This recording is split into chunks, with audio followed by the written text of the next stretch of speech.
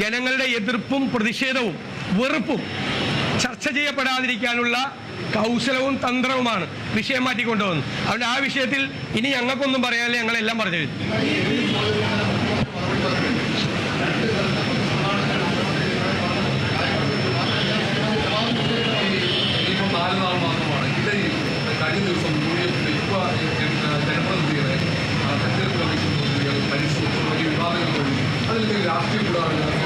ഞാൻ പറയുന്നത് എൻ്റെ അടക്കം ഒരാളുടെയും വണ്ടി പരിശോധിക്കുന്നതിൽ ഒരു തെറ്റുമില്ല.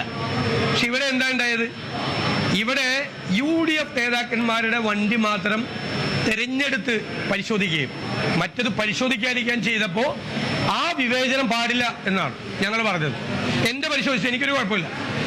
എൻ്റെ വണ്ടി പരിശോധിച്ചു. ഞാൻ പരിശോധനയ്ക്ക്, നിയമപരമായ പരിശോധനയ്ക്ക് വിധേയനാണ്, അവരും വിധേയരാണ്.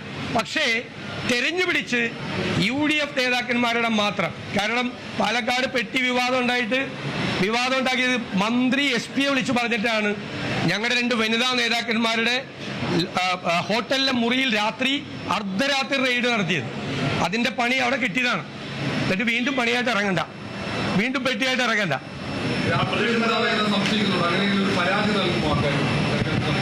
അല്ലല്ലേ, ഞങ്ങളുടെ മാത്രമായിട്ട് നടത്തിയാൽ ഞങ്ങൾ പരാതി കൊടുക്കും. വേറെ ആരെയും കൊടുത്തില്ലെങ്കിൽ ഞങ്ങൾ പരാതി കൊടുക്കും.